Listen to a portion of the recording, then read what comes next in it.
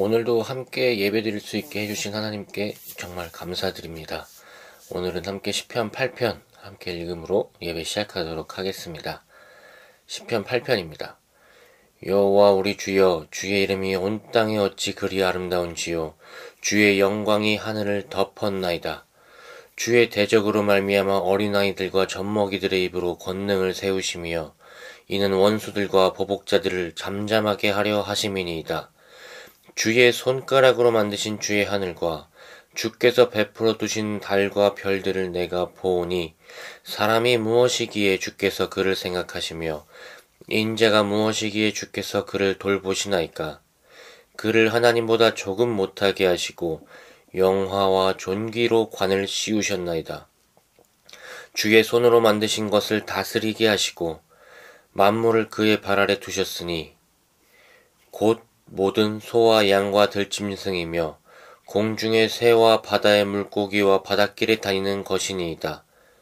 여호와 우리 주여, 주의 이름이 온 땅에 어찌 그리 아름다운지요. 아멘. 오늘 우리가 함께 읽은 시편 8편은 우리에게 익숙하기도 하고 그럼에도 불구하고 읽을 때마다 새롭게 은혜가 되고 더욱더 우리의 믿음이 깊어지는 그런 시입니다. 오늘 함께 우리가 다시 한번 묵상할 때 더욱더 우리의 믿음이 깊어지고 신앙이 도전이 되기를 주님의 이름으로 축원드립니다. 우리가 이 세상을 보면 참 숨이 멎을 듯한 창조를 경험할 때가 있습니다. 아름다운 장면을 볼 때가 우리에게 있습니다. 저는 어릴 때 시골에 가면 하늘에 그 떠있는 수많은 별들을 보면서 창조의 그 광활함에 압도되었던 기억들이 있습니다. 그리고 또한 요즘에도 다큐멘터리들을 보면 온 우주에 가득 찬 하나님의 손길, 동시에 멀리서 보면 우주지만 가까이서 보면 바닷속에도 가득한 그 하나님의 손길. 우리는 그 하나님의 손길들을 피할 수가 없습니다. 어딜 가든지 볼 수밖에 없는 하나님의 손길이 이 세상에 가득 차 있습니다. 하나님의 손길은 우리의 삶에 가득 차 있죠. 오늘 시인도 이 세상을 보면서 하나님 창조의 광활함, 손길의 가득함을 느끼고 그 놀라움에 취해 있음을 우리는 볼 수 있습니다. 그 놀라움은 1절에 아주 잘 표현되어 있습니다. 주의 이름이 온 땅에 어찌 그리 아름다운지요. 주의 영광이 하늘을 덮었나이다. 이 고백이 우리의 고백이 되기를 축원드립니다. 그리고 이 고백은 하나님의 광활함에 취하지 않고는 나올 수 없는 고백이죠. 정말 이 시편의 고백들은 바쁜 삶을 살다가 잠시 돌아볼 때 느껴지는 그 하나님의 광활함에 압도된 그 작은 자의 감개무량함에서 나왔을 것입니다. 세상에 매몰되어서 잊고 있었던 하나님을 생각하고 하나님의 위엄과 영광에 눈을 뜨는 그 때들을 포착한 내용들, 그 내용들로 오늘 이 시편 8편은 또한 가득 차 있습니다. 우리는 삶을 살면 하나님을 발견할 수밖에 없을 때가 많습니다.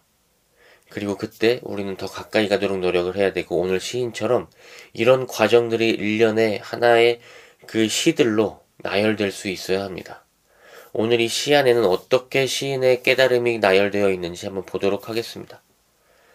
1절은 좀 전에 읽었듯이 주의 영광이 하늘을 덮었음을 고백합니다. 그리고 3절은 하늘과 달과 별을 보며 인간을 돌보심에 감사하고 있습니다. 그리고 6절은 손으로 만드신 것을 우리에게 허락하시고 만물이 그의 발 아래, 하나님의 발 아래 있음을 고백하고 있습니다. 이 순서는 뭐냐면 그 먼 하나님의 영광, 그리고 하늘을 덮으신 하나님의 영광, 그리고 3절에 하늘과 달과 별을 보면서 인간을 돌보시는 하나님을 느끼고 6절에는 하나님이 손으로 만드신 것을 우리에게 허락하신 것을 봅니다. 무엇이냐면 저 멀리서 천천히 우리를 향해서 그 고백이 다가오고 있습니다. 하나님의 영광, 하늘의 달과 별, 그리고 우리한테까지 하나님의 그 은혜, 무한한 감개무량함이 우리의 개인의 은혜까지 사무치고 있습니다. 이 모든 창조물에 대한 고백, 이 고백들이 하나님에 대한 이해할 수 없는 그 섭리를 이해하는 데까지 천천히 가고 있는 것입니다. 우리도 하나님을 묵상해야 하는 이유가 바로 여기에 있습니다.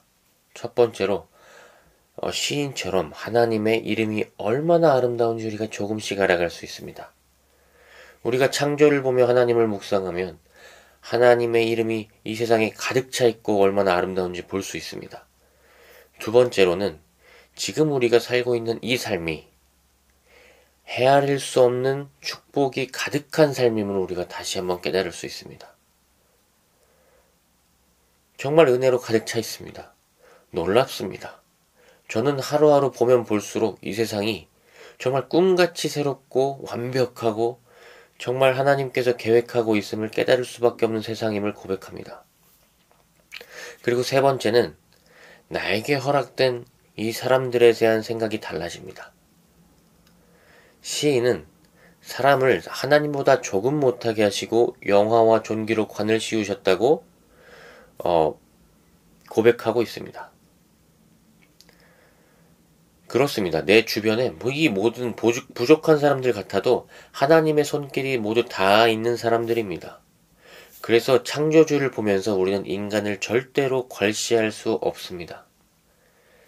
이 창조에 대한 찬양시, 이 짧은 시편 8편의 찬양시에도 하나님의 통치에 대한 섭리가 드러나 있습니다. 2절입니다.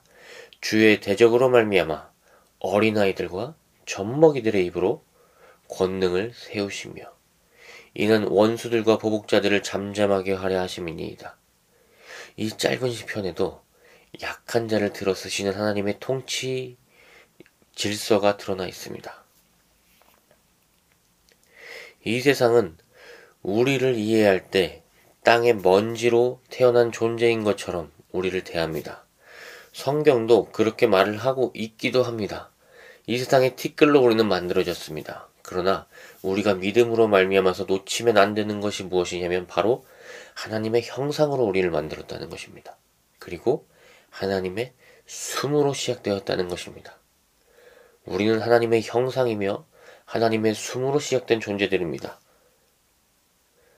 세상의 것들로 만들어진 것 같지만 하나님의 형상과 하나님의 숨이 들어갔을 때 우리는 달라졌습니다.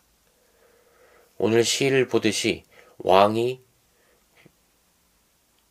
자신의 어떤 가족들에게 그 자신의 것을 떼어주듯이 왕족에게 무엇인가를 떼어주듯이 주의 손으로 만드신 것을 우리에게 다스리게 하셨습니다. 그렇기 때문에 우리는 절대 작은 자가 될 수 없고 세상이 말하듯 무시당하는 자가 될 수 없습니다.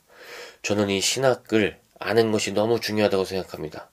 그래서 우리는 세상을 볼 때 그리고 우리 주변 사람들을 볼 때 단순히 돈 버는 기가 될 수 없고 다스리는 사람이 되어야 됩니다.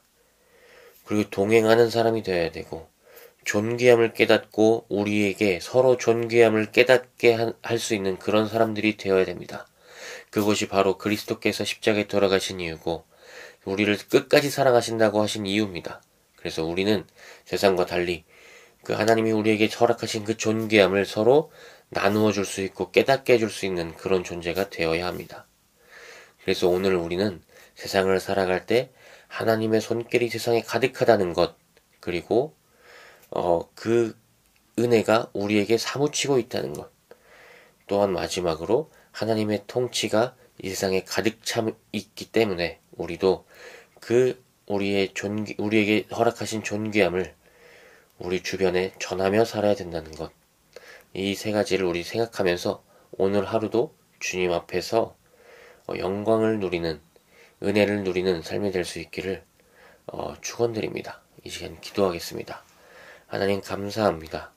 주님 안에서 우리가 은혜로 가득 차 있음을 깨닫습니다. 하나님, 우리에게 존귀를 허락하셨으니 우리가 서로 존귀함을 깨닫게 하시고 하나님의 손길이 세상에 가득하오니 하나님을 날로 배우게 하여 주옵소서. 오늘도 주님을 가득 배우게 하여 주옵소서. 감사합니다. 예수님의 이름으로 기도드립니다. 아멘. 오늘 하루도 주님 안에서 승리하기를 주님의 이름으로 축원드립니다. 감사합니다.